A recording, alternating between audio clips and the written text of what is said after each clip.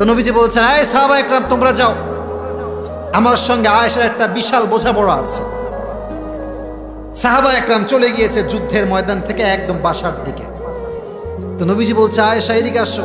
আয়েশা এসেছে, বলছে দেখছো ওই যে সামনে একটা খুঁটি দেখা যায়? বলছে দেখছি নবীজি। বলেন? বলছে চলো একটা দৌড় প্রতিযোগিতা করি, কে আগে ধরতে পারে। সুবহানাল্লাহ নাই? এটা কে বলছে? মুহাম্মাদুর রাসূলুল্লাহ সাল্লাল্লাহু আলাইহি ওয়াসাল্লাম। তো আম্মা জান আয়েশা বল, চলেন তো দেখা যাক কে পারে। তো নবীজি তো যুদ্ধ করে আসছে, একটু ক্লান্ত, খুবই টায়ার্ড। নবীজিও দৌড়াচ্ছে, আয়েশাও দৌড়াচ্ছে। বাট দৌড়াতে দৌড়াতে আয়েশা নবীর চাইতে আগে চলে গিয়েছে, আগে গিয়ে খুঁটি ধরেছে। বলছে, ইয়া রাসূলুল্লাহ, আজকে বড় খেলোয়াড় আমি, আজকে আপনি হেরে গেছেন। সুবহানাল্লাহ পড়েন। তাহলে প্রথম দিন জিতলো কে? বলেন না কেন? প্রথম দিন জিতছে কে? আয়েশা। আর একদিনের ঘটনা, বিশ্বনবী সফর থেকে কাম ব্যাক করছেন। এবার আম্মা জান আয়েশা বলছেন, নবী চলেন আবার ট্রাই করি। আবার এই পাশে সাউন্ড, আবার সাউন্ড। সৈয়দপুরের বদনাম করবেন না, সৈয়দপুরের বদনাম করলে এটা আমি বরদাস্ত করতে পারবো না। প্লিজ একটু সাইড হও, একটু চেপে বসো, একটু চেপে যাও, একটু চেপে যান যুবক ভাইরা, চেপে যান, চেপে যান। এবার তাকবীর দেন, সবাই দুটো হাত তুলেন। লিল্লাহি তাকবীর। আল কোরআনের আলো, আল হাদিসের আলো। হাত নামান। তোমরা বারবার আমাকে ডিস্টার্ব করছো, কিন্তু খুবই খারাপ। এখানে প্রত্যেকটা শ্রোতা একদম মনোযোগ দিয়ে প্রত্যেকটা কথা শুনছে, ঠিক আছে না আমার কথাটা? তো এবার দেখেন, নবীজি বলছে চলো আবার ট্রাই করি। এবার দুইজন দৌড়াচ্ছে। বাট হাদিসে এসেছে তখন আম্মা জান আয়েশার পেট একটু, ভুঁড়িটা একটু বেড়ে গেছে, গোস্ত একটু বেড়ে গেছে। আচ্ছা বলেন তো ভাই, চিকন মানুষ বেশি দৌড়াতে পারে না মোটা মানুষ বেশি দৌড়াতে পারে? মোটা না চিকন? তো নবীজি কিন্তু স্লিম আছে, আর আম্মা জান আয়েশা একটু স্থূল হয়ে গেছে, একটু মোটা। তো নবীজি এমন এক দৌড় মারছে, এক দৌড়ে একদম গিয়ে খুঁটি ধরে ফেলছে। তো ওখানে গিয়ে খুঁটি ধরেই বলছে, আয়েশা আর এসে লাভ নাই, হ্যাঁ দিহি বিতিলকা, হ্যাঁ দিহি বিতিলকা। ওই দিন তুমি আমাকে হারাইছো, আজ আমি তোমাকে হারাই দিলাম, শোধবোধ হয়ে গেছে। সুবহানাল্লাহ পড়ে। কি খুনসুটি, কি ভালোবাসা, কি রোমান্টিকনেস। আর আজকালকার স্বামীরা এমন খ্যাত, তার বউরে জীবনে আই লাভ ইউ বলছে কিনা সন্দেহ আছে এখানে। আর যদি বউ কখনো বলে যে আমার একটু ঘুরতে নিয়ে যাও কক্সবাজার, যদি একটু হুজুর টাইপের হয়, বলবে যে ইসলাম ধ্বংস হয়ে গেল, তুই কক্সবাজারে যাবি। এরকম হুজুর আছে না? আছে না? আছে না? আছে না? আমরা মনে করি খালি ওয়াজ করলে ইসলাম হয়ে যায়। শুধু ওয়াজের নাম ইসলাম নয়, যে যুবক, যে পুরুষ তার স্ত্রীর সঙ্গে ভালো হতে পারবে, সে হবে সবচাইতে উত্তম পুরুষ, ঠিক কিনা বলেন? আরেকটা হাদিসে এসেছে, আচ্ছা আপনারা তরবারির নাম শুনছেন?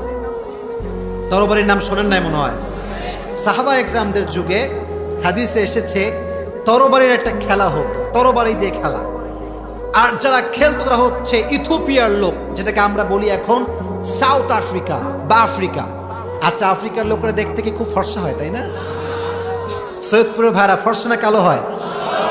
কালো হয়। তো একদিন আম্মা জান আয়েশা ঘরে আছেন, বিশ্বনবীও ঘরে আছেন। তো আফ্রিকার থেকে অনেক লোক আসছে তরবারি দিয়ে খেলার জন্য। এখন মেয়ে মানুষ খেলা দেখতে একটু ভালোবাসে, মজা করতে ভালোবাসে। তো আম্মা জান আয়েশা বলছে, নবী হে বাহিরে কি হচ্ছে? তো বলছে বাহিরে খেলা হচ্ছে। বলছে আমিও দেখবো, আমাকে নিয়ে চলো। বলছে তুমি এটা তো পর্দার খেলা হবে, তুমি বাসায় থাকো। বা আমি দেখবো নবী, আমার দেখতে মন চাচ্ছে, আমাকে দেখান। এবার দেখেন, নবীজি এবং আম্মা জান আয়েশা দুইজনই লম্বা হাইটের মানুষ ছিলেন। সুবহানাল্লাহ পড়লেন না? মাথায় রাখবেন, স্বামী এবং স্ত্রীর হাইট হবে এতটুকু যেন স্বামী যখন স্ত্রীকে জড়ায় ধরবে, যখন জড়াবে তখন যেন তার মাথা তার বুকে থাকে, তাহলে রোমান্টিকনেস তৈরি হবে। সুবহানাল্লাহ পড়লেন না?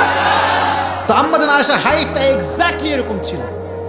এখন যখন নবীজির পেছনে দাঁড়িয়েছেন জানালার সামনে গিয়ে, কিচ্ছু দেখতে পায় না, কারণ পিঠের সঙ্গে মুখ লেগে গেছে। এখন নবীজি কি করে জানেন? এটা হচ্ছে পায়ের 10 আঙ্গুল, এই দুই পায়ের 10 আঙ্গুল। এদিকে আমার হাতের দিকে তাকান, চেহারার দিকে না, হাতের দিকে। তো নবীজি 2 পায়ের 5 আঙ্গুলে ভর করে এমনে গোড়ালি উঠাইছে, একটু লম্বা হয়েছে। আমার ঘাড়ে তাকান। এবার আম্মা জান আয়েশা ঘাড়ের ডান দিকে এসে জাস্ট দুই চোখ দেখা যাচ্ছে, দুই চোখ দিয়ে উকি মেরে জানলার থেকে খেলা দেখছে। সুবহানাল্লাহ নাই? আচ্ছা ভাই, যখন আপনি পা উঁচু করে দাঁড়াবেন একটা ব্যথা আছে না? একটু ব্যথা লাগবে। তো নবীজি বলছে, আয়েশা হইছে, আরো খেলা দেখবা? বলছে নবীজি আরো দেখবো। নবীজি দাঁড়িয়ে আছে। আয়েশা হইছে? না নবী আরো দেখবো। যতক্ষণ পর্যন্ত আয়েশার মন ভরে নাই ততক্ষণ পর্যন্ত নবীজি তার পাকে উঁচু করে দাঁড়িয়েছিল। এটাই ইসলাম, এটাই ইসলাম। যে স্বামী তার বউকে ভালোবাসতে পারে না সে কোনো বীর পুরুষের সন্তান নয়, সে কাপুরুষের সন্তান। নবীর মতো বউকে ভালোবাসতে হবে। আচ্ছা একটা হাদিস শোনাই। মেয়েরা যতই ভালো হোক, যতই আল্লাহওয়ালি হোক, ভেতরে একটু হিংসা থাকবে, এটাই হচ্ছে মেয়েদের নেচার। আর একজন মেয়ে স্বামীর সব সহ্য করতে পারে, বাট স্বামীর সঙ্গে আর একটা বউকে কখনোই সহ্য করতে পারে না, ঠিক না? আর এই বাংলাদেশ হচ্ছে এমন একটা দেশ। আচ্ছা আপনি রাগটা করছেন নাকি আমার কথাতে? এই বাংলাদেশে আপনি 4টা প্রেম করলে হবেন স্মার্ট বয়, আর 2টা বিয়ে হালালভাবে করলে হবেন লুচ্চা বয়। This is Bangladesh. তো একদিন আম্মা জান আয়েশা নবীর সামনে বসে আছে, আমাকে দেখা যাচ্ছে, দেখা যায়। তো নবীজি বলছে, আয়েশা শোনো, আমার বিবি খাদিজা যে এত ভালো ছিল, আমার সব কথা শুনতো, অনেক ধনী ছিল, সুন্দরী ছিল, এই ছিল সেই ছিল। আয়েশা শুনছে আর রেগে মেগে ফায় না, আমার সামনে ওই বইয়ের প্রশংসা। তো যখন প্রশংসা শেষ একটু হিংসা একটা ভাব আর কি। এটা একদমই নাজায়েজ তা না, এটা মেয়েদের স্বভাব এরকম। বলছে নবী এত যুগ আগে একটা বুড়িকে বিয়ে করছিলেন, এর চাইতে কত সুন্দরী আমি, আমার দিকে তাকান না কেন? খালি কি তারই প্রশংসা করবেন? নবীজি এই কথা শুনে রেগে মেগে ফায়ার। হ্যাঁ, তুমি আমার বউকে বুড়ি বলছো? মাথায় রেখো, খাদিজা হচ্ছে এমন একজন আমার জীবন সঙ্গিনী, যখন আমার মাথায় কোনো ছায়া ছিল না তখন খাদিজা আমাকে ছায়া দিয়েছে। সুবহানাল্লাহ পড়েন। আমি সবার ব্যাপারে খারাপ কথা শুনতে প্রস্তুত, বাট আমার বউকে নিয়ে কেউ খারাপ কথা বলবে এটা আমি চুল পরিমাণ সহ্য করতে পারবো না, ঠিক না বলেন? তো আমার স্বামী যারা এসেছেন, স্বামী ভাইয়েরা যারা আছেন, একটা মেসেজ, বউ যত খারাপ হোক এটা আমার বউ, যত খারাপ হোক ওইটা আমার বউ, শাসন করতে হলে আমি করব, কোনো থার্ড পারসন আমার বউকে শাসন করার কোনো অধিকার রাখে না। এ কথাটা মানবেন তো ইনশাআল্লাহ? এটা মানেন, দেখবেন আপনার সংসারকে সুখী করে দিবে একজন। আওয়াজ দিয়ে বলেন তিনি কে? একবার বিশ্বনবীর কাছে আম্মা জান আয়েশা বসে আছেন।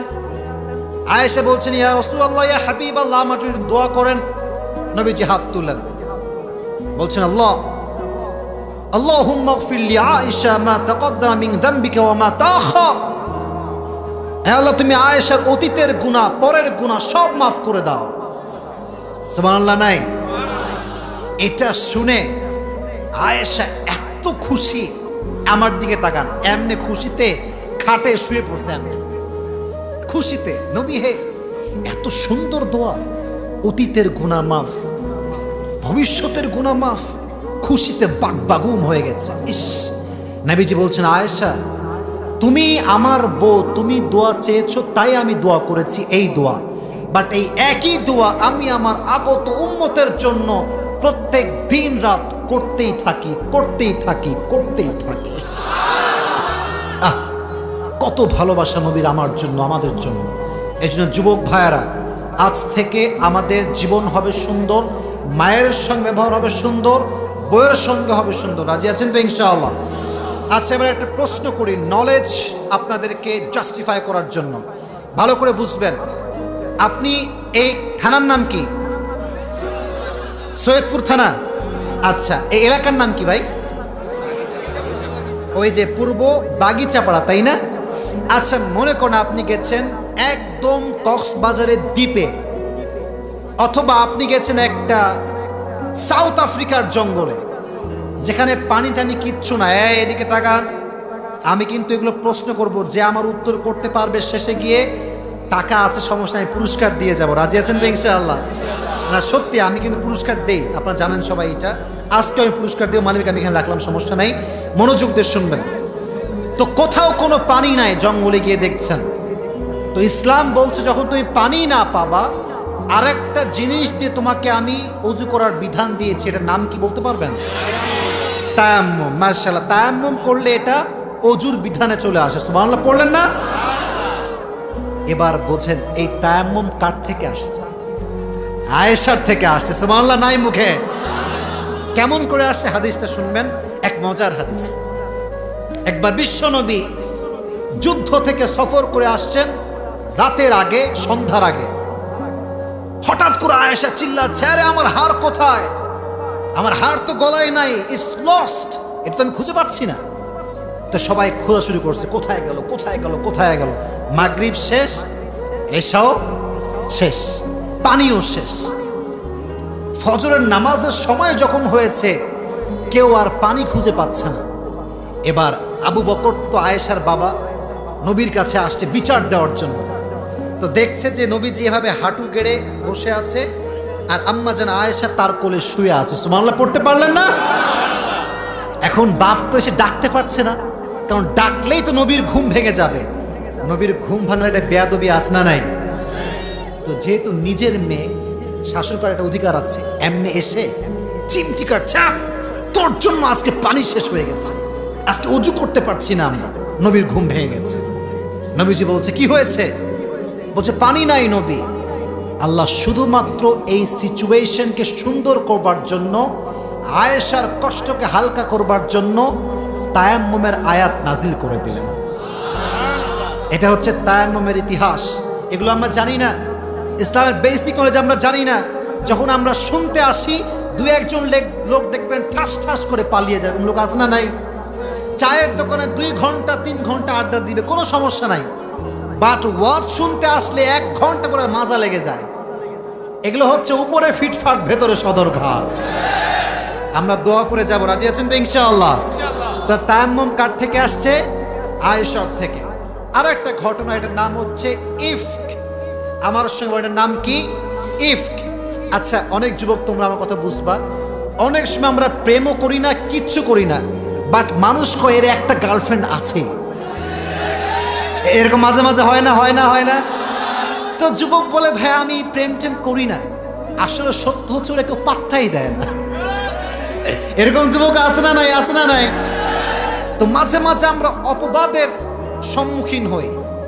একবার আম্মা জান আয়েশা সফরে বের হয়েছেন, অনেক দূরের সফর। যখন ফিরে আসবেন, একটা উটের পিঠে উঠেছেন। আচ্ছা, আপনার কি পালকির নাম শুনেছেন? পালকি? আগের যুগে পালকিতে চড়ে কি হতো সৈয়দপুরের ভাইয়েরা? বিয়ে। বলেন কি হতো? তো তৎকালীন যুগে পালকিতে চড়ে সফর করা হতো। তো সফরের এটার নাম হচ্ছে হাউদাজ, আরবিতে এটাকে বলা হয় হাউদাজ। তো আয়েশা হাউদাজে বসে আছে, হঠাৎ করে প্রকৃতির ডাকে সাড়া দেওয়ার জন্য তিনি নেমেছেন উটের হাউদাজ থেকে। সামনে গিয়ে যখন বসেছেন, কাজ শেষ করেছেন, এসেই দেখছেন উট আর নাই, চলে গেছে। উট নিয়ে ওই সাহাবী গায়েব। আয়েশা চিন্তায় পড়ে গেলেন, আল্লাহ আমার কি হবে এখন, আমি কেমনে যাব? তো নবীজি একজন সাহাবী, তার নাম হচ্ছে আব্দুল্লাহ ইবনে মুআত্তাল রাদিয়াল্লাহু তাআলা আনহু, তাকে পাঠালেন, যাও তুমি আয়েশাকে নিয়ে আসো। তো তিনি যখন নিয়ে আসলেন রাতের গভীরে, মুনাফিকদের সর্দার আব্দুল্লাহ ইবনে সালুল সে মদিনায় প্রোপাগান্ডা ছড়িয়ে দিল যে আম্মা জান আয়েশা নাকি ওই সাহাবীর সঙ্গে রাতের অন্ধকারে জিনা করেছে। পেছনে কিন্তু নাউজুবিল্লাহ শুনি নাই, জোরে সোরে বলেন নাউজুবিল্লাহ। আম্মা জান আয়েশার মতো তো পুতু পবিত্রা নিয়ে কখনো জিনা করতে পারে? কখনোই পারে না। বাট ব্লেম, অপবাদ। ইভেন দেখবেন মাঝে মাঝে যখন মানুষ আমাদের অপবাদ দেয়, যে মানুষগুলো আমাদেরকে ভালোবাসে এরাই আগ বাড়িয়ে এটা বিশ্বাস করে নেয় এবং আমাদেরকে উল্টা ব্লেম করে। আর আমি মনে করি মাঝে মাঝে আমরা দেখেছি আমাদের জীবনে রক্তের সম্পর্কের চাইতে বন্ধুত্বের সম্পর্ক অনেক সময় অনেক সুন্দর হয়। অনেকে দেখবেন রক্তের চাচা, রক্তের ফুফা, রক্তের ভাই সামান্য 1 কাঠা জমির জন্য একে অপরকে হত্যা পর্যন্ত করে ফেলে।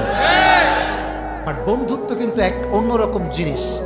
রক্তের মানুষ মাঝে মাঝে কষ্ট না বুঝলেও কলিজার বন্ধু কিন্তু আমাদের কষ্ট বোঝে, ঠিক আছে না?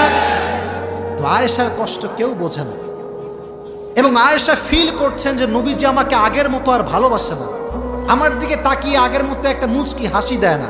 আয়েশার মন খারাপ। যখন আয়েশা বাবার বাসায় আসছেন তখন মাথায় আসছে, আয় হায়, মদিনায় প্রোপাগান্ডা ছড়িয়ে দেওয়া হয়েছে আমি নাকি ওই সাহাবীর সঙ্গে জেনা করে এসেছি। নাউজুবিল্লাহ বললেন না? এবার শেষমেশ, আওয়াজ করবো না, শেষমেশ আয়েশার কাছে বিশ্বনবী আসছে, বলছে আয়েশা তুমি কি সত্যি ওর সঙ্গে এই কাজটা করেছো? এই কথা শুনে আম্মা জান আয়েশা ঝরঝর ঝরঝর করে কান্না শুরু করেছে, দুই চোখ বেয়ে পানি। নবী হে, আপনি আমাকে বিশ্বাস করেন না? আপনি কি আমাকে ট্রাস্ট করেন না? নবীজি বলছেন না আমি বিশ্বাস করি, আমি বিশ্বাস করি, বাট আমি বলছি এই জন্য যদি গুনাহ হয়ে যায় তওবা করে নিও। এই কথা শুনে আয়েশা দাঁড়িয়ে থেকে এতটা আঘাত পেয়েছে, এইভাবে বসে গেছে, অবাক, দাঁড়া থেকে বসে গেছে। নবী হে, আপনি এই কথা বললেন? অপেক্ষা করেন, আমার আল্লাহ আমার সঙ্গে আছে। মাথায় রাখবেন, যখন দুনিয়ার সমস্ত মানুষ আপনাকে ভুল বুঝবে, কাউকে ব্যাখ্যা দিবেন না। আল্লাহ যার সঙ্গে আছে তার সময় তাকে জবাব দিবে যে সে আসলে কে ছিল। ঠিক কিনা বলেন যুবকেরা? ডোন্ট নিড টু এক্সপ্লেইন, ব্যাখ্যা দেওয়ার কোনো প্রয়োজন নাই। আয়েশা বলেন আপনি থামেন, আল্লাহ আমার জবাব দিবে। আয়েশার চরিত্র যে ফুলের মতো পবিত্র, এটাকে প্রমাণ করবার জন্য আল্লাহ তাআলা কোরআনে আয়াত পর্যন্ত